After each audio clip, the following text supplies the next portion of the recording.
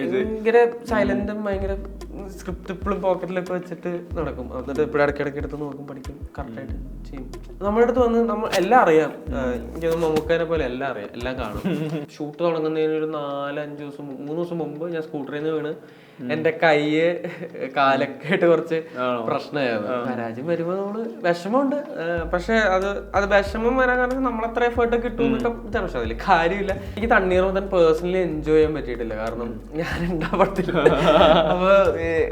അപ്പൊ അതിന്റെ കോമഡികളോ അല്ലെങ്കിൽ അതൊക്കെ അതിന്റെ ഒരു 100% എക്സൈറ്റ്മെന്റ് കിട്ടിയിട്ടില്ല. അത് എനിക്ക് ശരണ്യ കാണുമ്പോൾ അത് കിട്ടിയിട്ടുണ്ട്, അല്ലെങ്കിൽ പ്രേമില് കാണുമ്പോൾ എനിക്ക് ഭയങ്കരമായിട്ട് കിട്ടിയിട്ടുണ്ട്. അപ്പൊ അതുകൊണ്ട് ഞാൻ ആസ് ആൻ ഓഡിയൻസ് ഭയങ്കര ഹാപ്പിയാണ്. അല്ലെങ്കിൽ നെസ്ലിന്റെ ഓരോ പരിപാടികളൊക്കെ വരുമ്പോൾ അവരിപ്പോ കാലറഹ്മാനോട് ഭയങ്കര എക്സൈറ്റ്മെന്റ് ആണ്.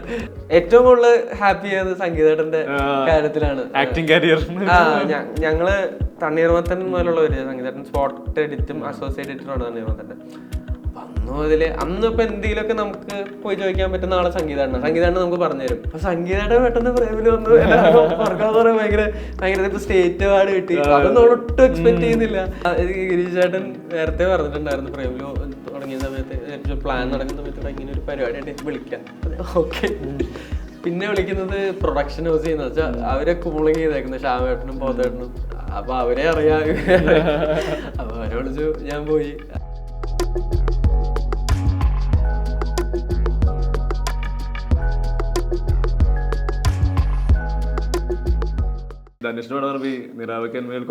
അതിന്റെ ഈ ഗോൾഡൻ സ്പെയർ പാട്ട് വന്നു കഴിഞ്ഞപ്പോൾ അതിന്റെ ഫസ്റ്റ് റീലാണ് നിങ്ങളുടെ ഒരു സ്റ്റെപ്പ് ചെയ്യുന്നത്. ആക്ച്വലി ഈ ഒരു കൈൻഡ് ഓഫ് റീയൂണിയൻ ആണല്ലോ. നിങ്ങൾ മല്ലൂസ് അവിടെ ആക്ച്വലി എനിക്കറിയില്ലായിരുന്നു ഇവരൊക്കെ ഉണ്ടെന്ന്. നമ്മള് ഒരു സ്ക്രിപ്റ്റ് റീഡ് തന്നായിരുന്നു സാർ ഞങ്ങൾക്ക് എല്ലാവർക്കും, കഥ പറഞ്ഞു സെഷൻ പോലെ. അപ്പോഴാണ് ഞാൻ പ്രിയനെയും അനികേനെയും കാണുന്നത്.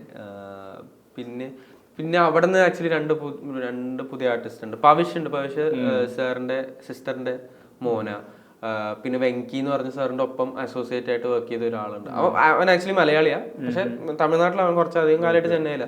അപ്പൊ ഞങ്ങളെല്ലാരും പെട്ടെന്ന് സിംഗായി. രമ്യ ഉണ്ട്, റാബിയ. അപ്പൊ ഞങ്ങളൊരു 6-7 പേരുണ്ട് ഒരുമിച്ച്. അപ്പൊ ഞങ്ങളെല്ലാരും പെട്ടെന്ന് സിംഗായി. ആക്ച്വലി ഒരു ഗ്രൂപ്പ് പോലെയായി. അപ്പൊ അതൊക്കെ ഭയങ്കര രസമായിരുന്നു. ഈ ചിത്രം ശരിക്കും റോംകോം സ്വഭാവം. അതിൽ ആക്ച്വലി പടത്തിന്റെ ടൈറ്റിൽ വന്ന യൂഷ്വൽ ലവ് സ്റ്റോറി ഫ്രം അത്രേ ഉള്ളൂ. അത് ഒരു പുതിയ കാര്യം നടക്കുന്നില്ല പടത്തില്. പക്ഷെ ബോണ്ടുകൾ ഭയങ്കര രസമായിട്ട് വന്നിട്ടുണ്ട്. എനിക്കും ഏതോ ഇപ്പൊ ഞാനും ഭവിഷ്യം ഒരുമിച്ചാ എപ്പോഴും. അപ്പൊ ഞാനും അവനും ചെയ്ത ക്യാരക്ടേഴ്സ് ഞങ്ങൾക്ക് പെട്ടെന്ന് ഭയങ്കര രസം. ഞങ്ങൾ പെട്ടെന്ന് ഭയങ്കര ക്ലോസ് ടു ആയി.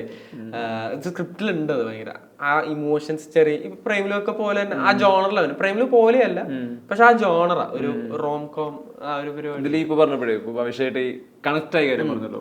ഇവിടെയാണ് ഇപ്പൊ നെസ്ലനായിട്ട് കണക്ട് ആവുന്നത്.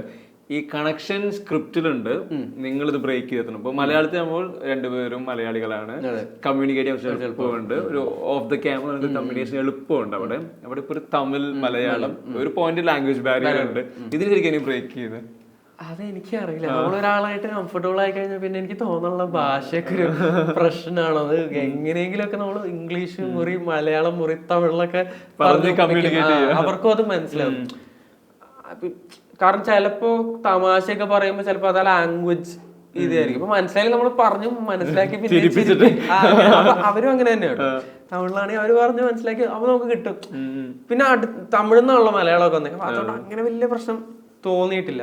പെർഫോം ചെയ്യുമ്പോൾ ചിലപ്പോൾ തോന്നാറുണ്ട് ഈ ലാംഗ്വേജ് ബാരിയർ. കാരണം നമുക്ക് ചില കൈന്നിടാൻ ഒരു ഇത് സ്പോണ്ടേനിയസ് ആയിട്ട് മലയാളം വരുന്ന പോലെ അത് പക്ഷെ എങ്ങനെ അതിൽ തന്നെ വർക്ക് ചെയ്ത് ആലോചിച്ചൊക്കെ എങ്ങനെയെങ്കിലും ബ്രേക്ക് ചെയ്യാൻ നോക്കും. ഇതില് ഞാൻ നേരത്തെ ചോദിച്ചൊരു ആഡ് ഓൺ ചെയ്യാനുള്ളത് ഈ വലിയ സിനിമയായിരുന്നല്ലോ ലിയോ എന്ന് പറയുന്നത്. അപ്പൊ അവിടെ ഈ സിനിമ പറയുന്ന സമയത്ത് വിജയുടെ മകനായിട്ട് വരുന്നു. അത് ഈ പറഞ്ഞ പോലെ അത് സിനിമ ഇറങ്ങിക്കഴിഞ്ഞാൽ ഉറപ്പായിട്ടും ഇതിന് ഈ സിനിമയ്ക്ക് കിട്ടുന്ന റീച്ച് പോലെ തന്നെ എല്ലാ ക്യാരക്ടേഴ്സും ഇതിൽ റീച്ച് വരാൻ പോകുന്നുണ്ട്. ആ സമയത്ത് ഈ കൂടുതൽ കേട്ടിരുന്നത് വിജയ് ആയിട്ടുള്ള മാറ്റിന്റെ സിംബ്ലൻസ് അത് ഭയങ്കരമായിട്ട് ഡിസ്കഷൻ ഉണ്ടായിരുന്നു. മാറ്റിൻ ശരിക്കും ഫസ്റ്റ് ഇതിൽ ഉണ്ടായിരുന്നു. ഞാനും വിജയും ഇല്ല, എനിക്ക് അങ്ങനെ തോന്നിയിട്ടില്ല. എനിക്ക് ഗിരീഷ് ഏട്ടനാണ് അത് ആദ്യം തണ്ണീർമത്തനില് പറഞ്ഞത്. പിന്നെ എന്തോ ഇങ്ങനെ എല്ലായിടത്തും ചെറിയ ചെറിയ റെഫറൻസുകളൊക്കെ വന്നു പോകും. പടം വന്നു കഴിഞ്ഞപ്പോഴത്തേക്കും പിന്നെ ഭയങ്കര ആൾക്കാരായിട്ട് നോട്ട് ചെയ്യാൻ തുടങ്ങുകയും പറയാൻ തുടങ്ങി. അപ്പൊ എനിക്ക് ഇപ്പൊ ഒരു ഇപ്പൊ ശരിക്കും പറയണതാണോ അതോ അത് ചെയ്തോണ്ട് പറയണതാണോ എനിക്കറിയില്ല. പക്ഷെ ലിയോയില് ഷൂട്ട് ചെയ്യുമ്പോൾ ഞാനും സാറും ഉള്ള സീനുകള് ഭയങ്കര ഒരു മൊമെന്റ്, അല്ലെങ്കിൽ നമ്മള് അറിയാണ്ട് അങ്ങോട്ടും ഇങ്ങോട്ടും ചിരിക്കുകയും അങ്ങനത്തെ കുറച്ച് മൊമെന്റ്സ് ഉണ്ടായിട്ടുണ്ട്. അപ്പൊ അത് ഭയങ്കര ക്ലോസ് ടു. അത് എനിക്കറിയില്ല, സാറ് പറഞ്ഞിട്ടുണ്ട് എന്നുള്ളൊരു ഇത് വന്നിട്ടുണ്ട്. അപ്പൊ അതൊക്കെ ഭയങ്കര സ്പെഷ്യലാ. അല്ലാണ്ട് ഇപ്പൊ എനിക്ക് എല്ലാരും പറയുമ്പോ എനിക്ക് അറിയില്ല, ഇത് ചുമ്മാ പറയുന്നതാണോ അതോ. പൊതുവെയുള്ള വിജയ് ഭയങ്കര കാം കൂൾ വിജയാണല്ലോ, ഈ സിനിമയിലാണല്ലോ ഇത്രയും എക്സ്ട്രാ വൈബ്രന്റ് ആയിട്ടുള്ളത്. ലൊക്കേഷനിൽ മാത്യുവിനുള്ള ഈ പറഞ്ഞ കണക്ഷൻ എക്സ്പീരിയൻസ് ഇതെല്ലാം വിജയ് ഭയങ്കര സൈലന്റും ഭയങ്കര സ്ക്രിപ്റ്റ് ഇപ്പോഴും പോക്കറ്റിലൊക്കെ വെച്ചിട്ട് നടക്കും. എന്നിട്ട് എപ്പോഴും ഇടയ്ക്കിടയ്ക്ക് എടുത്ത് നോക്കും, പഠിക്കും, കറക്റ്റായിട്ട് ചെയ്യും. നമ്മുടെ അടുത്ത് വന്ന് നമ്മൾ എല്ലാം അറിയാം. എനിക്ക് മമ്മൂക്കാനെ പോലെ എല്ലാം അറിയാം, എല്ലാം കാണും. കാരണം എനിക്ക് തോന്നുന്നു ആ സമയത്ത് നെയ്മർ ഇറങ്ങിയത്, നെയ്മർ കുറച്ച് മുമ്പ് ഷൂട്ട് ചെയ്തിട്ട് CG ഒക്കെ ഉള്ളതുകൊണ്ട് വൈകി ഇറങ്ങിയത്. അപ്പൊ സാർ പടം ഇറങ്ങുന്നുണ്ട്, ഇതിപ്പോ ഇപ്പൊ പോയി ചെയ്തു, ഞങ്ങളോട് തന്നെ ആയിരുന്നല്ലോ ഇത്ര ഇത്. അപ്പൊ എല്ലാം അറിയാം സാറിന്. ക്രിസ്റ്റി അറിയാം, ഇപ്പൊ ഞാനുണ്ട്, മാളവികയും കൂടെ ഉള്ളതുകൊണ്ട് സാറിന് അതും അറിയാം. അപ്പൊ എങ്ങനെ വന്നു, അപ്പൊ ഞാൻ അവിടെ ആയിരുന്നു ആക്ച്വലി റിലീസിന്റെ സമയത്ത്. അപ്പൊ സാർ വെച്ചാൽ എങ്ങനെയുണ്ട്, കളക്ഷൻ ഉണ്ടോ, അല്ലെങ്കിൽ എങ്ങനെ അക്സെപ്റ്റൻസ് എങ്ങനെയാ, എന്തൊക്കെയാ ആൾക്കാർ പറയുന്നത്, ഞാൻ കണ്ടു നോക്കിയിട്ട് പറയാം. അപ്പൊ ഭയങ്കര ഇൻവോൾവ്. അപ്പൊ ഒരു ഫസ്റ്റ് 2 days കഴിഞ്ഞപ്പോൾ സാർ ഭയങ്കര നമ്മളെ ഭയങ്കര കാര്യമായിട്ട് തന്നെ നോക്കും. അപ്പൊ നമുക്ക് ഭയങ്കര ഇതായി. ഞാനൊരു എപ്പോഴും ഒരു പരിധി ഇല്ല. ഈ കപ്പിലോട്ട് തിരിച്ചു വരികയാണെങ്കിൽ ഇപ്പൊ നമ്മൾ പല രീതിയില് പല സ്റ്റൈലിലുള്ള ഈ ജോൺറയില് പടങ്ങൾ കണ്ടിട്ടുണ്ട്. സ്പോർട്സ് മൂവീസ് മലയാളത്തിൽ ഒരുപാട് സിനിമകളുണ്ട്. ഇപ്പൊ ചക് ദ ഇന്ത്യ ഏറ്റവും കൂടുതൽ സ്പോർട്സ് ഡ്രാമ ആയിട്ട് വരുന്ന സിനിമയാണ്. മാത്യുവിന്റെ ശരിക്കും ഒരു ഫേവറേറ്റ് സ്പോർട്സ് ഡ്രാമ പറയാൻ പറഞ്ഞാൽ ഏതായിരിക്കും? എനിക്ക് ഗോൾ എന്ന് ഇന്ത്യയില് ഹോളിവുഡ് ഗോൾ ഉണ്ട്, ഭയങ്കര ഇഷ്ടമായിരിക്കും. ഫുട്ബോൾ ഭയങ്കര ഇന്ത്യയില് ചക് ദ ഇന്ത്യ ഭയങ്കര ഇഷ്ടമാണ്. കരഞ്ഞ് ഭയങ്കരമായിട്ട് കരഞ്ഞ്. ദങ്കല്, ഗോദ എനിക്ക് ഭയങ്കര ഇഷ്ടമാണ്. എനിക്കത് സ്പോർട്സ് ഡ്രാമ പറയാം. എനിക്ക് സ്പീഡ് ട്രാക്ക് ഭയങ്കര ഇഷ്ടമാണ്. എനിക്കറിയില്ല, ചെറുപ്പം പോലെ കണ്ട് ഇപ്പൊ ഭയങ്കര ക്രിഞ്ച് ആയിരിക്കാം, പക്ഷെ അന്നത് ശരിക്കും അത് ക്രിഞ്ച് ആയിരുന്നില്ല ഒരിക്കലും. തിയേറ്ററിൽ ഹൈ മൊമെന്റ് ആയിരുന്നു, ഇയാള് ഓടി എത്താൻ. അതെ അതെ. പിന്നെ ബാഗ് മിൽഖാ ബാഗ്, മിൽഖാ സിംഗിന്റെ പോയപ്പോഴൊക്കെ. പിന്നെ എനിക്ക് ഇതിൽ തോന്നിയിട്ടുള്ള ഈ സ്പോർട്സ് ഡ്രാമകൾക്ക് എപ്പോഴും ഇതിന്റെ ക്ലൈമാക്സ് ഒന്നാണല്ലോ, ജയിക്കുക എന്നുള്ളതാണ്. അവിടെ വരെ ആളുകൾ എങ്ങനെ പുതിയ ഈവന്റ്സ് കൊടുത്ത് ആളുകളില് ഇവരൊരു 100 തവണ ജയിച്ച നായകന്മാരെ കണ്ടിട്ടുണ്ടെങ്കിലും ഇവർക്ക് ടെൻഷൻ വരണം. അതിന്റെ ബിൽഡിങ്ങിനാണ്. ഈ കപ്പിൽ വരുമ്പോൾ ഈ പറഞ്ഞ പേപ്പർ ടു സ്ക്രീനിലോട്ടുള്ള ട്രാവലില് മാത്യു ശരിക്ക് എക്സൈറ്റഡ് ആവുന്നത് എവിടെയാണ്? ഇതിന്റെ സ്ക്രിപ്റ്റ് വായനയിലോ ഷൂട്ടിലോ എവിടെയാണ് ശരിക്കും മാത്യുവിന്റെ എക്സൈറ്റ്മെന്റ്? എനിക്ക് ഷൂട്ട് ചെയ്തപ്പോഴാണ് കൂടുതലും എക്സൈറ്റ്മെന്റ് വന്നത്. കാരണം വെച്ചാൽ സ്പോർട്സ് ഡ്രാമ എനിക്ക് സ്പോർട്സ് ഡ്രാമേനേക്കാളും കുറച്ച് ഡ്രാമ സ്പോർട്സ് എന്നാണ് അങ്ങനത്തെ ഒരു ട്രീറ്റ്മെന്റ് വന്നിട്ടുണ്ട്. അപ്പം പിന്നെ ഇവര് പൂർണ്ണമായിട്ടല്ലേലും ഈ ലാസ്റ്റ് ഫൈനൽസിൽ ജയിക്കുന്നതിന് ഒന്ന് ബ്രേക്ക് ചെയ്യാൻ ശ്രമിച്ചിട്ടുണ്ട്. ഈ പറഞ്ഞ പോയിന്റ് നടക്കുന്നത് അവിടെയല്ല. അപ്പൊ അത് അങ്ങനെ ഒരു അതെനിക്ക് ഭയങ്കര എക്സൈറ്റിംഗ് ആയിട്ട് തോന്നി. കാരണം സാധാരണ അല്ല ഫൈനൽസിൽ പ്രഷർ മാച്ച്, അതിനൊന്ന് ബ്രേക്ക് ചെയ്യാൻ ആൾക്കാരെ വെയിറ്റ് ചെയ്തിരിക്കുന്ന പോയിന്റിന്. അതെ അതെ, ഒരു ഡിസ്പ്ലേസ്മെന്റ് പോലെ. അതെ. പിന്നെ ഇന്റർവെല്ലില് ഇന്റർവെല്ലില് ഫസ്റ്റ് ഹാഫിൽ നടക്കുന്ന ഒരു പ്രശ്നം ഇന്റർവെല്ലിൽ അത് കണക്ട് ആയി വന്ന് അതാ ഒരു കോൺഫ്ലിക്റ്റ് ആവുന്നതും അങ്ങനെയൊക്കെ ഒരു ചെറുതായിട്ടൊക്കെ ഇവരൊന്ന് ബ്രേക്ക് ചെയ്യാനൊക്കെ അവിടെ ഇവിടെയൊക്കെ ആയിട്ട് പൂർണ്ണമായിട്ടും സ്പോർട്സ് പിടിക്കാണ്ട് സ്പോർട്സിനെ ഒരു സ്ട്രേറ്റ് ലൈനിൽ വിട്ടിട്ട് അതിന്റെ ചുറ്റും ഈ ഇമോഷൻസ് വെച്ച് കളിക്കാൻ നോക്കിയിട്ടുണ്ട്. അപ്പൊ അതൊക്കെ എനിക്ക് ഭയങ്കര എക്സൈറ്റിംഗ് ആയിട്ട് തോന്നി ഷൂട്ട് ചെയ്യുന്ന സമയത്തായാലും. പിന്നെ ബേസിലായിട്ടുണ്ട്, പിന്നെ അതൊരു രസമുള്ളൊരു എക്സ്പീരിയൻസ്, ഭയങ്കര രസമായിരുന്നു സത്യം പറഞ്ഞു. പിന്നെ അങ്ങനെ ഭയങ്കര സമയം എടുത്തൊന്നുമില്ല, ഭയങ്കര ഈസി ഗോ ആയിട്ട് പരിപാടികൾ പോയി. അപ്പൊ അതിന്റെ ഒരു ഇതുണ്ടായിരുന്നു. ബേസിലായിട്ടൊക്കെ ഭയങ്കര രസമാണ്. ബേസിലായിട്ട് വന്ന് ഫുൾ എന്തെങ്കിലുമൊക്കെ പറഞ്ഞിങ്ങനെ ഇരുന്ന് അന്ന് ഷോട്ട് വിളിക്കുമ്പോൾ പോവാ ചെയ്യാ. പിന്നെ എനിക്ക് വേറൊരു പ്രശ്നം എന്ന് വെച്ചാൽ എന്റെ ഷൂട്ട് തുടങ്ങുന്നതിന് ഒരു 4-5 ദിവസം 3 ദിവസം മുമ്പ് ഞാൻ സ്കൂട്ടറിൽ നിന്ന് വീണ് എന്റെ കൈയ്യ് കാലൊക്കെ ആയിട്ട് കുറച്ച് പ്രശ്നമായിരുന്നു. അപ്പൊ അതുവരെ ഞാൻ കോൺസ്റ്റന്റ്ലി ട്രെയിനിങ് എടുത്തോണ്ടിരിക്കുവായിരുന്നു ബാഡ്മിന്റണിൽ. പെട്ടെന്ന് ബ്രേക്കായി ഒന്നും വരക്കാൻ പറ്റും. ഫസ്റ്റ് ഒരു ആഴ്ച എനിക്ക് മറ്റേ കൈയൊക്കെ ഇങ്ങനെ വെച്ചേക്കുന്നത്, കാരണം ഇവിടെ ഒക്കെ പോയിരിക്കുക. അപ്പൊ അങ്ങനെ ഒരു റെസ്ട്രിക്ഷൻ വന്നത് ഇവർക്ക്. അപ്പൊ ഞാൻ ചോദിച്ചു ഒരാഴ്ച ഷൂട്ട് തള്ളാൻ പറ്റുമോ ചോദിച്ചില്ല. അവർക്കത് ഡേറ്റ്സ് പ്രശ്നങ്ങളൊക്കെ ഉള്ളതുകൊണ്ടൊന്നും ചെയ്യാൻ പറ്റില്ല. അപ്പൊ അതൊരു റെസ്ട്രിക്ഷൻ ആയിരുന്നു. മാച്ച് ചെയ്തിട്ട് വന്നപ്പോ അവര് ചിലത് മാത്രം കൈ അപ്പൊ എല്ലാം ഇതൊക്കെ ചെയ്തിട്ടാണ് ചെയ്തത്. അപ്പൊ ബട്ട് അതർവൈസ് അത് ലാസ്റ്റ് ഒക്കെ ആയപ്പോഴത്തേക്കും ഓക്കെ, അപ്പൊ അതുകൊണ്ട് കുഴപ്പമില്ലായിരുന്നില്ല. അപ്പൊ മാച്ചുകൾ അതൊക്കെ അവര് ലാസ്റ്റത്തേക്ക് ആക്കിയായിരുന്നു. അപ്പൊ അങ്ങനത്തെ ഒരു പ്രശ്നവും ഉണ്ടായിരുന്നു. സ്ക്രിപ്റ്റിനെ പറ്റി പറയുന്നേക്കുമ്പോഴേ ഇപ്പൊ നമ്മൾ മുന്നേ സംസാരിച്ചു, നമ്മൾ നെയ്മറിന്റെ സമയത്താണ് സംസാരിക്കുന്നത്. അവിടെ ഇങ്ങോട്ടുള്ള ട്രാവലില് മാത്യു തന്നെ അനലൈസ് ചെയ്ത് മാറുന്നുണ്ട്. അപ്പൊ നമുക്ക് പേഴ്സണൽ സന്തോഷം വരുന്നുണ്ട്. സ്ക്രിപ്റ്റിനെ പറ്റി പറയുന്നത്, കോൺഫ്ലിക്റ്റ് അതൊക്കെ പറയുന്നത്. മാത്യുവിന്റെ ശരിക്കും ഒരു സ്ക്രിപ്റ്റ് സെലക്ഷൻ പ്രോസസ് എങ്ങനെയാണ്? ഒരുപാട് സ്ക്രിപ്റ്റ് കേൾക്കുന്നുണ്ടാവുമല്ലോ. അപ്പൊ ഇതിന്ന് പിക്ക് ചെയ്യാന്നുള്ളത് ഭയങ്കര ക്രിട്ടിക്കലാണ്. ഇതിന്റെ റിസൾട്ട് പോലും നമുക്ക് പ്രൊഡിക്ട് ചെയ്യാൻ പറ്റില്ല. അറ്റ്ലീസ്റ്റ് പേപ്പറിൽ നമ്മൾ പിക്കിങ് നടത്തണം. അത് ശരിക്കും എങ്ങനെയാണ് ഒരു പ്രോസസ്സ്? നമ്മുടെ അടുത്ത് പറയുന്ന ആൾക്കാരുടെ എനർജി, അല്ലെങ്കിൽ ഞാൻ ഈ അടുത്ത് കണ്ട പടങ്ങളിൽ ഇപ്പൊ പ്രേമിലും ആണെങ്കിലും അല്ലെങ്കിൽ വേറെ കുറച്ച് പടങ്ങളായാലും എനിക്ക് ഡയറക്ടേഴ്സിന്റെ കൺവിക്ഷൻ കാരണം ഡയറക്ടേഴ്സിന് ഭയങ്കര ഷുവറാണ് ഇതാണ് ഇവർ ചെയ്യുന്നത്. അല്ലെങ്കിൽ ചിലത് നമുക്ക് കാണുമ്പോൾ തോന്നും എന്താ ഇപ്പൊ ചെയ്യുമ്പോ തന്നെ സംശയത്തോടെ ആയിരിക്കും ചെയ്യുന്നത്. അപ്പൊ അത് ശരിക്കും ചിലപ്പോ വിഷ്വലിൽ ഉണ്ടാവും, അത് അങ്ങനെ ചെയ്തു വെച്ചേക്കുന്നത്. പക്ഷെ ഈ പ്രേമിലു അല്ലെങ്കിൽ അനിമല് സിനിമേനെ പറ്റി ഞാനൊന്നും പറയുന്നില്ല. പക്ഷെ ഡയറക്ടർ എന്താ ചെയ്തതെന്ന് ഡയറക്ടറിന് കറക്റ്റ് ആയിട്ട് പുള്ളി അയ്യോ ഇത് പാളി എന്ന് പറഞ്ഞല്ല ചെയ്തേക്കണം, പുള്ളി ഇത് തന്നെ എനിക്ക് വേണ്ടേ, ഇത് തന്നെ എനിക്ക് വേണ്ടെന്ന് പറഞ്ഞു. അപ്പൊ അതൊക്കെ കാണാനുണ്ട്. അപ്പൊ ഞാനപ്പോ അത് നോക്കും, വന്നവർക്ക് പറയുന്നതിൽ കൺവിക്ഷൻ ഉണ്ടോ, അല്ലെങ്കിൽ അവരിതിനെ പറ്റി ഷുവറാണോ. പിന്നെ നമ്മൾ ഇപ്പൊ ഞാൻ കൂടുതലും നറേഷൻ പിടിക്കാറപ്പം അധികം കേൾക്കും അവരെ കൊണ്ട് പറയപ്പം. അപ്പൊ ആ 1 മണിക്കൂറിൽ എനിക്ക് എന്തൊക്കെയാ തോന്നുന്നത്, അല്ലെങ്കിൽ ഞാനെപ്പോഴാ പോകുന്നത്, അല്ലെങ്കിൽ ഞാനെപ്പോഴാ എക്സൈറ്റഡ് ആവണേന്ന് ഞാൻ നോക്കും. പിന്നെ സ്ക്രിപ്റ്റ് വായിക്കും. ഈ ഒരു 3 ഇതിലൊക്കെയാണ്. പിന്നെ ആരാ ടെക്നീഷ്യൻസ്, ആരാ ഇത് ചെയ്യുന്നത്. കാരണം ചിലപ്പോൾ സ്ക്രിപ്റ്റ് എക്സൈറ്റിംഗ് ആയിട്ട് തോന്നി ഷൂട്ട് ചെയ്യുമ്പോൾ ആയിരിക്കും അത് ചിലപ്പോൾ കയ്യിൽ നിന്ന് പോകും. അപ്പൊ ഒന്നും പറയാൻ പറ്റില്ല. അപ്പൊ ആരുടെയും കുറ്റമല്ല. ചിലപ്പോൾ സ്ക്രിപ്റ്റ് ചിലപ്പോൾ ഒരു ആവറേജ് ആയിരിക്കും, ഷൂട്ട് ചെയ്യുമ്പോഴായിരിക്കും അതിന്റെ പ്രോപ്പർ. ഇപ്പൊ അരുൺ ചേട്ടൻ എന്ന് പറയുമ്പോൾ ജോയിൻ എഡിജായിട്ട് വർക്ക് ചെയ്യുമ്പോൾ എങ്ങനെയാന്ന് വെച്ചാൽ എനിക്ക് എഡിജിനെ അറിയാവുന്നതിന്റെ ഒരു ഫ്രീ ലിബർട്ടി ഉണ്ട്. കാരണം എഡിജ് പറയുമ്പോൾ എനിക്ക് അറിയാതെ, കാരണം എഴുതുമ്പോൾ അത്ര ഉണ്ടാവില്ലായിരിക്കും. ഷൂട്ട് ചെയ്യുമ്പോഴാണ് അതിന്റെ ആക്ച്വൽ മീറ്റർ ആയിട്ട് അല്ലെങ്കിൽ ആ ഒരു സീൻ വർക്ക് ആവുന്നത്. കാരണം അപ്പൊ എനിക്കറിയാം അത് അങ്ങനെ പുള്ളിക്ക് സെറ്റിൽ വന്നിട്ടാണ് പുള്ളി ഇതിന്റെ പരിപാടികൾ വർക്ക് ചെയ്യുന്നതെന്ന് എനിക്കറിയാവുന്നതുകൊണ്ട് ഓക്കെ. ചില ഡയറക്ടേഴ്സ് ഒക്കെ വരുമ്പോൾ നമുക്ക് അത് പ്രതീക്ഷിക്കാൻ പറ്റില്ല. പക്ഷെ നമ്മൾ ആ ഹോപ്പ് വെച്ചെടുത്താൽ ചിലപ്പോ പാളെന്ന് പറയുമ്പോഴേ എപ്പോഴും നമുക്ക് ഇതിന്റെ ഒരു സക്സസ് മാത്രമല്ലോ ടേസ്റ്റ് ചെയ്യുന്നത്, ഈ പരാജയങ്ങൾ അതിനെ ശരിക്കും ഹാൻഡിൽ ചെയ്യാൻ തന്നെയാണ്. ഞാനിപ്പോ ഒരു 10-20 വർഷത്തെ എക്സ്പീരിയൻസ് ഉള്ള ആക്ടർക്ക് ചിലപ്പോൾ ഇതിലൊരു കൺട്രോൾ ഉണ്ടാവണം, ഇയാളുടെ ഇമോഷണൽ സ്റ്റെബിലിറ്റി ഉണ്ടാവുമായിരിക്കാം. പക്ഷെ നമ്മൾ തുടങ്ങുമ്പോൾ നമുക്ക് ഇത് ഉറപ്പായിട്ട് എഫക്ട് ചെയ്യുമല്ലോ. അത് ശരിക്കും മാത്യുവിനെ എങ്ങനെ, Mathew as an actor, as an artist, ഈ പരാജയങ്ങൾ എങ്ങനെ എഫക്ട് ചെയ്യുന്നത്? അല്ല, പരാജയം വരുമ്പോൾ നമ്മള് വിഷമമുണ്ട്. പക്ഷെ അത് വിഷമം വരാൻ കാരണം നമ്മളത്ര എഫേർട്ട് കിട്ടും എന്നൊക്കെ. പക്ഷെ അതിൽ കാര്യമില്ല. പക്ഷെ അത് അക്സെപ്റ്റ് ചെയ്യണതിൽ ബുദ്ധിമുട്ടില്ല കേട്ടോ. അല്ലെങ്കിൽ അല്ല അത് സമ്മതിക്കില്ല, അത് അങ്ങനെയില്ല. പടം വർക്കായില്ല എന്നൊരാൾ പറഞ്ഞാൽ ഡെഫിനറ്റ്ലി അവർക്ക് അതിൻ്റെതായ കാരണങ്ങളുണ്ട്.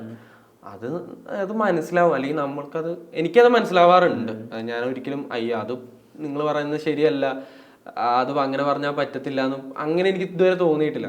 എനിക്കത് ഇവർ പറയുന്നതിൽ വാലിഡ് റീസൺ ആണ്, അത് ശരിയാണ്, അതുകൊണ്ടായിരിക്കാം നമ്മളത് അന്ന് ശ്രദ്ധിക്കാൻ പറ്റിയിട്ടില്ല, കുഴപ്പമില്ല. അപ്പോൾ ഞാൻ വിഷമത്തിനൊരു സ്പേസ് കൊടുത്തു കഴിഞ്ഞിട്ട് അടുത്ത പരിപാടിയിൽ ശ്രദ്ധിക്കുക. അങ്ങനെയാണല്ലോ, നമുക്ക് എന്തെങ്കിലും തെറ്റുവന്ന് നമ്മളതിനെ പിന്നെ കറക്റ്റ് ചെയ്യുക എന്നുള്ളതേ ഉള്ളൂ. റിഗ്രറ്റും ഉണ്ടാകാറുണ്ട്, പക്ഷെ ചെയ്യണ്ടായിരുന്നു എന്ന് തോന്നിയിട്ടില്ല ഇതുവരെ. എന്തായാലും അത് ഞാനപ്പോ എന്റെ ഡിസിഷനാ, അത് ഞാൻ അതിന്റെ ഒപ്പം തന്നെ നിൽക്കത്തുള്ളൂ. അത് എനിക്ക് ഒരിക്കലും അതില്ല. ഞാൻ അത് എനിക്ക് അങ്ങനെ വന്നിട്ടില്ല. മിസ്റ്റേക്സ് അക്സെപ്റ്റ് ചെയ്യും, മനസ്സിലാക്കും, ചെറിയൊരു വിഷമിക്കാനുള്ള സമയമൊക്കെ കൊടുത്തിട്ട് അടുത്ത പരിപാടി അതില് ഇതൊക്കെ കറക്റ്റ് ചെയ്യാം. അപ്പൊ അതില് പുതിയ തെറ്റുകൾ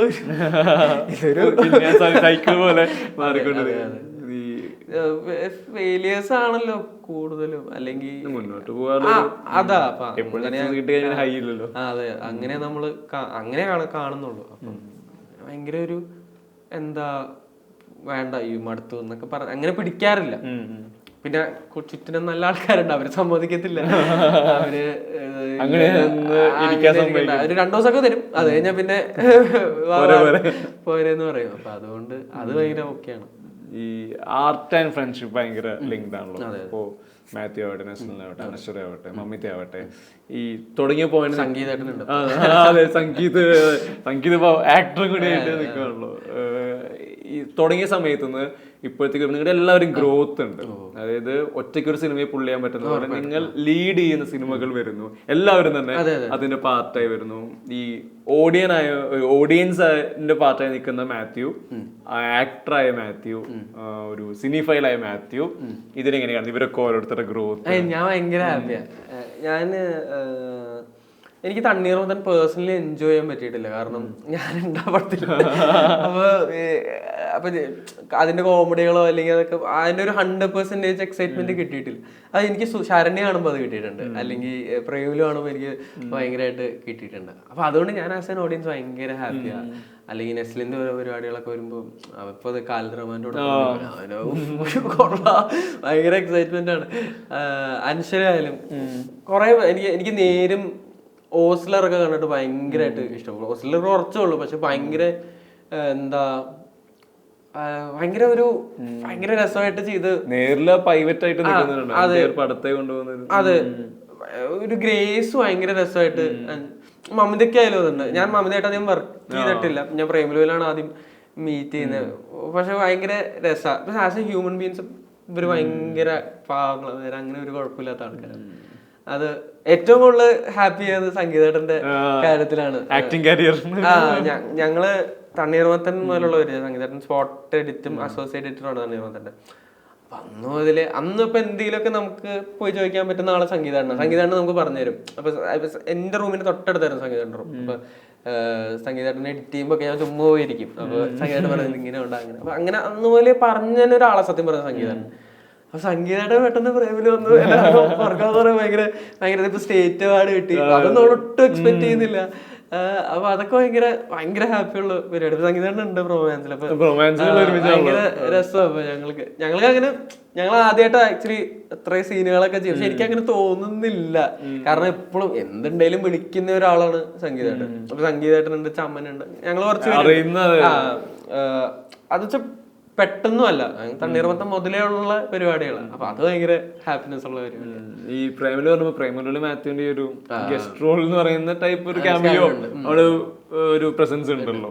നമ്മൾ പലപ്പോഴും പല സിനിമകളിലും അങ്ങനെ ഒരു ആള് വരുന്നു, അയാൾ ത്രൂ പുതിയ കോൺഫ്ലിക്ട് ഉണ്ടാകും, പ്രശ്നങ്ങൾ കാര്യങ്ങളൊക്കെയാണ്.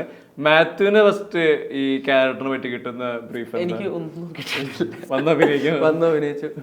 അല്ല, ഗിരീഷ് ചേട്ടൻ നേരത്തെ പറഞ്ഞിട്ടുണ്ടായിരുന്നു പ്രേമിലോ തുടങ്ങിയ സമയത്ത്, പ്ലാൻ നടക്കുന്ന സമയത്ത് ഇങ്ങനെ ഒരു പരിപാടി വിളിക്കാം. ഓക്കെ. പിന്നെ വിളിക്കുന്നത് പ്രൊഡക്ഷൻ ഹൗസ് ചെയ്യുന്ന വെച്ചാൽ അവരെ കൂളിങ് ചെയ്തേക്കുന്നത് ശ്യാമേട്ടനും പോതേട്ടനും.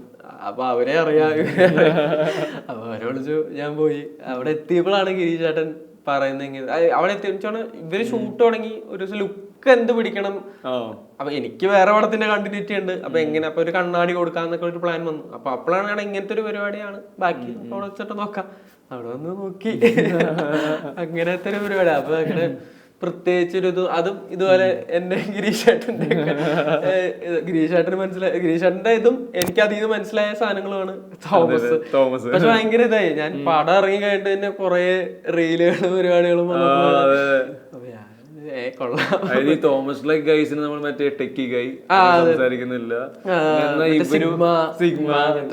ഭയങ്കര ഇന്റലക്ച്വലായി പറയുന്നത് പലതും ചിരിക്കാനുള്ള കാര്യങ്ങൾ. എനിക്ക് തോമസ് ചെയ്യുമ്പോഴും എനിക്കും വേറെ ഇൻഹിബിഷൻ ഉണ്ട്. ഇൻഹിബിഷൻ എന്ന് പറയാൻ കാരണം ഒരു ഫുൾ പടം ചെയ്യുമ്പോൾ ഡെഫിനറ്റ്ലി പേടി ഉണ്ടാവും. അത്രയും കാലാവാത്തോണ്ടും നമുക്ക് എവിടെ അത്രയും കൺസേൺഡ് ആയിട്ടാണ് നമ്മൾ ചെയ്യുന്നത്. ഈ ഒരു സീനാണെങ്കിൽ പോലും, ഒരു ഷോർട്ടാണെങ്കിൽ പോലും ക്യാരക്ടർ പിടിക്കണം, അല്ലെങ്കിൽ ഇത് ചെയ്യണം, കഥ ഇങ്ങനെയാണ് കഥ പോകുന്നത്. അപ്പൊ അത്രയും ചിന്തിച്ചാണ് ചെയ്യുന്നത്. അത് ചെയ്യുമ്പോൾ എനിക്ക് പിന്നെ ഒരു ടെൻഷനില്ല, കാരണം ഞാൻ വന്നു പോകുന്ന ഒരു ക്യാരക്ടറാണ്. ഇവരൊക്കെ ആ പടം ഹോൾഡ് ചെയ്യുന്നത്, ഞാനല്ല. അപ്പൊ അതുകൊണ്ടത് ഫ്രീ ആയിട്ട് ചെയ്തത്. എനിക്കതാണ് കുട്ടേട്ടൻ കുട്ടേട്ടൻ ഭയങ്കര രസമായിട്ട് നീ പിടിച്ചിട്ടുണ്ട്, ഇതുവരെ ചെയ്യാത്തൊരു പരിപാടിയാണ്, അങ്ങനെ കുറെ പേര് പറഞ്ഞു. ആക്ച്വലി അത് ചിലപ്പോ ഈ സ്ട്രെസ് എന്നല്ല, അത്രയും ചിന്തിക്കാൻ അത് ഇല്ലാത്തോണ്ട് ചുമ്മാ ഫ്രീ ആയിട്ട് ചെയ്തതിന്റെ ഒരു ഇമ്പാക്ട് ആവാം. പക്ഷെ അത് എന്തോ ഇത് പറയുമ്പോൾ ഇപ്പോൾ തോമസ് ആവട്ടെ, ജെയ്സൺ ആവട്ടെ, ഏത് ക്യാരക്ടേഴ്സ് ആവട്ടെ, മലയാളം ആവട്ടെ, തമിഴാവട്ടെ, എപ്പോഴും എനിക്ക് പ്രധാനമായിട്ടായി തോന്നിയിട്ടുണ്ട് ഇവർ എന്തൊക്കെ പെർഫോം ചെയ്താലും ഇവർ ഈ ലൈൻസ് റെൻഡർ ചെയ്യുന്നിടത്താണല്ലോ ഇതിന്റെ നമ്മളിലോട്ട് ഡെലിവർ ആവുന്ന ഒരു പോയിന്റ്. ഒന്നെങ്കിൽ ഇവർ ഊമയായിരിക്കണം, അപ്പോൾ പെർഫോമൻസ് മാത്രം നോക്കിയാൽ മതി.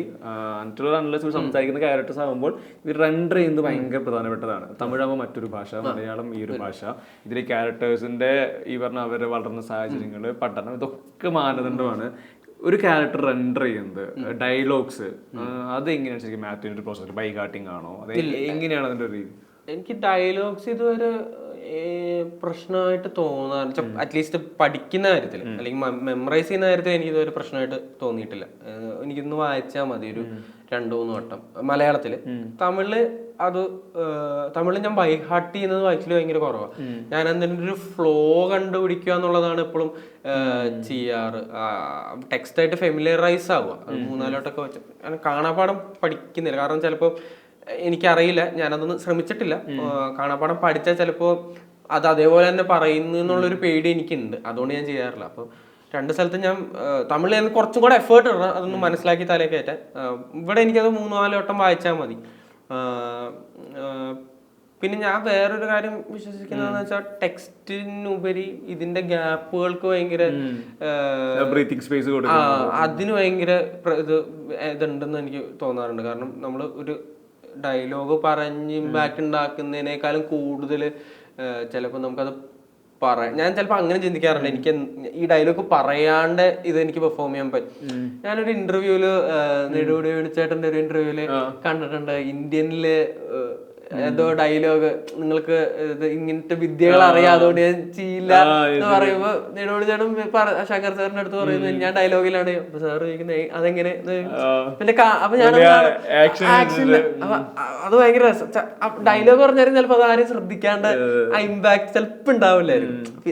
അപ്പൊ അവിടെ സേനാപതി ഇത് അഴിക്കാൻ പറയുമ്പോൾ ആ രീതിയിലാണ് അത്. പക്ഷെ കുറച്ചും കൂടെ പെർഫോമൻസ് ഇതൊക്കെ രസമാണ്. അപ്പൊ അങ്ങനെ ഒരു ശ്രമം നടത്താറുണ്ട്, ഈ ഡയലോഗ് പറയാണ്ട് ഇത് കൺവേ ചെയ്യാൻ പറ്റുമോ എന്നുള്ളത്.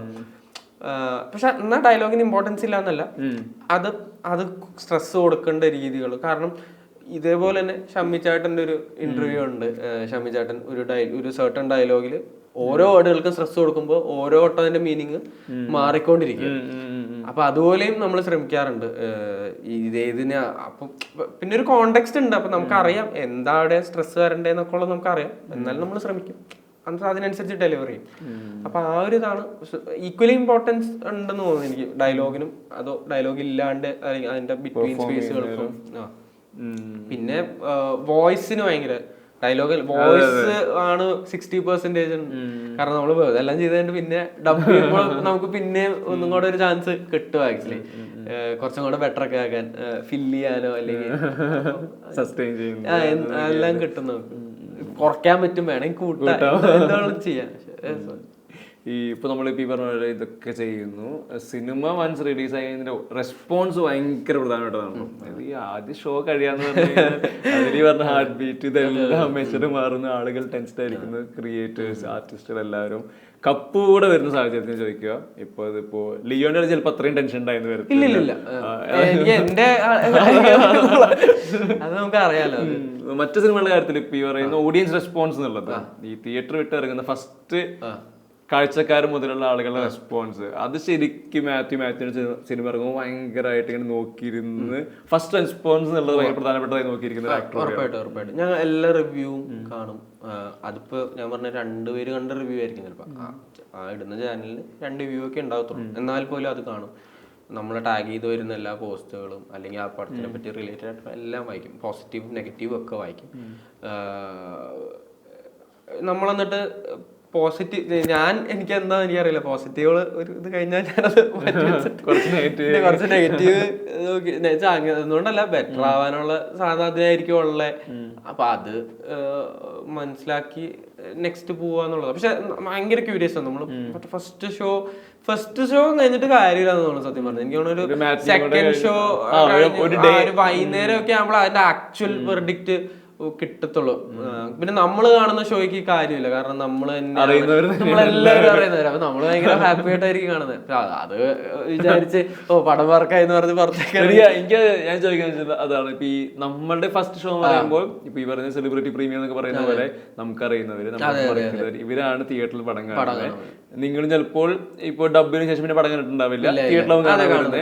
അവിടെ ഭയങ്കര നിങ്ങളെ എക്സൈറ്റ് ചെയ്യിപ്പിക്കുന്നുണ്ടോ ആക്ടേഴ്സ്? ഞാനത് പിടിക്കാറില്ല. നമുക്കറിയാം നമ്മളെല്ലാരും തന്നെ ഇരുന്ന് കാണുന്നേ. അപ്പൊ അതില് കൈയടിയുണ്ടെന്ന് പറഞ്ഞിട്ട് കാര്യമില്ല. അതെന്താന്ന് വെച്ചാൽ നമ്മളത്രയും വർക്ക് ചെയ്ത് നമ്മളതിന്റെ റിസൾട്ട് കാണുന്നതിന്റെ ഹാപ്പിനെസ് എല്ലാവർക്കും. ക്രൂ ഫുള്ളും ഉണ്ടാവാറ്. ആക്ച്വലി അതാ പറഞ്ഞ വെർഡിക്റ്റ് വന്നെങ്കിൽ ഒരു വൈകുന്നേരം ആവണം, എല്ലാരും പോയി കോമൺ ഓഡിയൻസ് കണ്ട് അവർക്ക് എന്താ തോന്നിയെന്ന് പറയുമ്പോഴാണ് ആക്ച്വലി നമുക്ക് പടം വർക്കാണോ അല്ലയോ എന്ന് അറിയാൻ പറ്റത്തുള്ളൂ. ഈ കുമ്പളങ്ങി മുതലുള്ള ജേണി ഇതെല്ലാം നമ്മൾ സംസാരിച്ചു. മാത്യുവിന്റെ ഒരു സിനിമ കരിയറിന്റെ വിഷൻ ശരിക്കും എങ്ങനെയാ? ആക്ടിങ്, ടെക്നിക്കൽ സൈഡ് ശരിക്കും അതെങ്ങനെയാണ് അറിയത്തില്ല. അല്ല, ഞാൻ പറഞ്ഞില്ല ഈ സിനിമ നേരത്തെ നമ്മൾ സംസാരിക്കുന്ന മാത്യു ഈ പറഞ്ഞ ഇന്റർവ്യൂസ് ഫോളോ ചെയ്യുന്നത്, ഇപ്പൊ മറ്റു സിനിമകൾ കാണുന്നത്, ഇതിലെല്ലാം ഒരു അപ്ഡേഷൻ കൃത്യമായിട്ട് ബാലൻസ് ചെയ്യുന്നുണ്ടല്ലോ. അപ്പൊ ഈ ആക്ടർ ഇപ്പൊ നമ്മളിപ്പോ പറയുന്നത് ഇപ്പോ ഡാനിയൽ ഡേ ലൂയിസ് അഭിനയിക്കുന്ന രീതി, ഇപ്പൊ ഇതൊരു എക്സൈറ്റ്മെന്റ് തരുന്നതായിരിക്കും. ഇപ്പോ ആന്റണി ഹോപ്കിൻസിനെ പോലെ അഭിനയിക്കണം, അല്ലെങ്കിൽ ഇപ്പൊ അടുത്തൊരു ഡേവിഡ് ഫിഞ്ചറിനെ പോലെ പടം ചെയ്യണം. ഇത് ഓരോരുത്തർക്കും ഓരോ രീതിയിൽ ഈ ടേസ്റ്റ് ഇഷ്ടമൊക്കെ മാറുന്നുണ്ട്, കൂടുന്നുണ്ട്. മാത്യുവിന് ശരിക്കും ഇങ്ങനെ ഇത്തരം ഒരു രീതിയിൽ ഇപ്പൊ കരിയറിന് മുന്നോട്ടുള്ള യാത്രയില് ആക്ടിങ് മാത്രമല്ല, ഒന്ന് സിനിമ സംവിധാനം ചെയ്യണം, എഴുതണം, എഡിറ്റ് ചെയ്യണം, ക്യാമറ, അങ്ങനത്തെ ഒരു വിഷൻ. എനിക്കത് ചെയ്യണം എന്നുള്ളതിനെ പറ്റി വലിയ ധാരണയില്ല, പക്ഷെ അതൊക്കെ അറിഞ്ഞിരിക്കണം എന്നുള്ളതിനെ പറ്റി ഒരു ക്യൂരിയോസിറ്റി ഉണ്ട്. എഡിറ്റ് അറിയണം, അല്ലെങ്കിൽ ക്യാമറയിൽ എന്തൊക്കെ. അത് ഞാൻ അതിനു വേണ്ടി അങ്ങനെ ഭയങ്കരമായിട്ട് പോയി പഠിക്കാനുള്ള സമയമില്ല. നമ്മള് കൂടെ വർക്ക് ചെയ്യുന്നവരുടെ അടുത്ത് എന്തുകൊണ്ടാ അപ്പൊ നിങ്ങൾ അങ്ങനെ ചെയ്തേ, അയ്യോ ചേട്ടാ ഇതെന്താ അങ്ങനെ. പിന്നെ എല്ലാരും ഭയങ്കര ഹാപ്പി ജോളി വർക്കേഴ്സ് ആട്ടോ. ഇതില് ഫോക്കസ് ചെയ്യുന്ന സുശാന്താണ് ഫോക്കസ് റൊമാൻസ്. അപ്പൊ സുശാന്ത് ചിലപ്പോ വെറുതെ ക്യാമറ ഓടി ഇരിക്കുമ്പോ ഞാൻ ഇത് മേടിച്ചിട്ട് ഞാൻ ചോദിച്ചപ്പോ സുശാന്ത് പറയും ഇത് ഭയങ്കര പണിയുള്ള കാര്യമാണ് ഫോക്കസ് ഉള്ളിൽ. അതിന്റെ മാത്തമാറ്റിക്സ് ഭയങ്കര കിട്ടില്ല, എനിക്കൊന്നും പറ്റില്ല. ഇവരിത് ഭയങ്കര കോംപ്ലിക്കേറ്റഡ് ആയിട്ട് ചെയ്യുന്ന കാര്യമാണ്. ശരിക്കും ഞാൻ നടക്കുമ്പോ അത് മാറണം, ക്യാമറ മുന്നിട്ട് പോകും, ഞാൻ നടക്കുവാണെങ്കിൽ തീർന്നു. ഫോക്കസ് പോയില്ലാന്ന് പറഞ്ഞാൽ നമ്മൾ ഒച്ചെടുക്കും, ആൾക്കാർ ഒച്ചെടുക്കും, എന്താ ഫോക്കസ് ഇല്ലാത്ത നിമിഷം ഭയങ്കര പണിയാണ്. അപ്പൊ അങ്ങനെയൊക്കെ ഗ്യാപ്പുകൾ കിട്ടുമ്പോ അപ്പൊ എന്തെങ്കിലും ലൈറ്റ് വെച്ച് എന്താ അത് അതിനെന്താ അങ്ങനെയൊക്കെ ചോദിച്ചു ക്യൂരിയോസിറ്റി ഉണ്ട്. അപ്പൊ അത് നോക്കുന്നുണ്ട്, എന്താവോ ഇത് വെച്ചിട്ട് എന്തെങ്കിലും ആവോ എന്നുള്ളത് എനിക്ക് ഇപ്പൊ എല്ലാം അറിഞ്ഞിരിക്കുന്നു എന്നുള്ളു. അപ്പൊ ഞാൻ പക്ഷെ കൂടുതലും ആക്ടിങ് തന്നെയാണ് നോക്കുന്നത്, അല്ലെങ്കിൽ എങ്ങനെ ബെറ്റർ ആക്കാം, അല്ലെങ്കിൽ ഞാൻ എൻ്റെ തന്നെ ഡിസ്കവർ ചെയ്ത് തന്നേ ഉള്ളൂ. അല്ലെങ്കിൽ ഞാൻ എന്തൊക്കെയാ ചെയ്യുന്നത്, അല്ലെങ്കിൽ എന്നെ ഇങ്ങനെ ഒരു സാഹചര്യത്തിലിടുമ്പോൾ എൻ്റെ ബോഡി എങ്ങനെ റിയാക്ട് ചെയ്യുന്നത് എന്നൊക്കെ ഉള്ള ഒരു സെൽഫ് ഒബ്സർവേഷൻ ഭയങ്കര ഇമ്പോർട്ടൻ്റ് ആണ് എനിക്ക് ഈ അടുത്താ മനസ്സിലായത്. അല്ലെങ്കിൽ റാദർ ദാൻ ഫോർമുലകളും ഉണ്ട്, അത് ചുമ്മാ എടുത്ത് അപ്ലൈ ചെയ്യുന്നതിനെ അത് എൻ്റെ ബോഡീനെയും അല്ലെങ്കിൽ എൻ്റെ ഫേസിനെയും സ്യൂട്ട് ചെയ്യുന്ന രീതിയിലും, അല്ലെങ്കിൽ എൻ്റെ ഒരു സെന്റർ പോയിന്റ്, എന്റെയൊക്കെ ഒരു സെന്റർ പോയിന്റ് കണ്ടുപിടിച്ച് ചെയ്യണം എന്നൊക്കെ ഉള്ളതുണ്ട്. അതാണ് കൂടുതലും നടക്കുന്നത്. അതങ്ങനെ ഇല്ലാണ്ടായ ചിലപ്പോ ബാക്കി പണികളൊക്കെ ചെയ്യുമായിരിക്കും. ഈ ആക്ടേഴ്സിനോടൊക്കെ എപ്പോഴും എല്ലാവരും നിങ്ങളുടെ ഫേവറേറ്റ് ആക്ടർ അതൊക്കെ ചോദിക്കാറുണ്ട്. എനിക്ക് ചോദിക്കാനുള്ളത് മാത്യുവിന്റെ ഒരു ഈ പറയുന്ന ഫേവറേറ്റ് പെർഫോമൻസ് എന്തായിരിക്കും? ഏത് ഭാഷയാവട്ടെ എന്താവട്ടെ, മാത്യുവിനെ ഭയങ്കര ഹുക്ക് ചെയ്ത ലോക്ക് ചെയ്ത ഒരു പെർഫോമൻസ് ചോദിച്ചാൽ ഏതാ പറയാ? അയ്യോ ഭയങ്കര ഭയങ്കര എപ്പോഴും പറയുന്നുണ്ട്. അയ്യോ എനിക്ക് ബോയ് കോൾ ചൈൽഡ് ബോട്ട് എന്ന് പറഞ്ഞൊരു പടമുണ്ട്. അപ്പൊ അതിലൊരു പയ്യനുണ്ടാവും, അത് പയ്യൻ ആണോ ചെയ്തത് എനിക്ക് അറിയില്ല, പക്ഷെ അതെനിക്ക് ഭയങ്കര ഇഷ്ടമാണ്. പയ്യൻ ഭയങ്കര സിമ്പിൾ, ഒന്നുമില്ല, ഭയങ്കര സിമ്പിൾ ആയിട്ട് ആ പയ്യൻ ഫുൾ ചെയ്തേക്കുന്ന പടം. ഡയറക്ടറിനായിരിക്കും ചിലപ്പോൾ ഡയറക്ടറിന്റെ ഫീഡ് അനുസരിച്ചായിരിക്കും ചെയ്തേക്കണം. അപ്പൊ അത് ഭയങ്കര ഇഷ്ടം എനിക്ക്. പിന്നെ ഈ അടുത്ത് മാഡ് മാക്സ് ഫ്യൂരി, അയ്യോ ഫ്യൂരിയോസയില ആ ക്യാരക്ടർ ഫുൾ ആൻഡ് ജോയ് ചെയ്തതും അതിന്റെ ചെറുപ്പമൊക്കെ ചെയ്തതൊക്കെ ഭയങ്കര, അത് ഭയങ്കര അടിപൊളിയാ. പിന്നെ ചാലഞ്ചേഴ്സില് 3 പേരും, അതും ഭയങ്കര മെമ്മറബിളാ. ചാലഞ്ചേഴ്സ് ഞാൻ തിയേറ്ററിൽ പോയി കണ്ടത്, ഭയങ്കര അടിപൊളി പടം. ഫുൾ അതിന്റെ ഡയറക്ടറിന്റെ പടങ്ങളല്ല, എന്റെ ഒരു പേസും അല്ലായിരുന്നു. അപ്പൊ ഭയങ്കര മൊത്തത്തില് ഭയങ്കര ശരിക്കും മറ്റേ ടെന്നീസ് കാണുന്ന പോലെയായിരുന്നു, മറ്റേ ടക് ടക് ടക് എന്ന് പറഞ്ഞ പോകുന്നത്. അതും ഇത് 3 ഭയങ്കര മെമ്മറബിൾ. അങ്ങനെ. അപ്പൊ എന്തായാലും എല്ലാവിധ ആശംസകളും കപ്പിനും വരാൻ പോകുന്ന എല്ലാ സിനിമകൾക്കും. Thank you.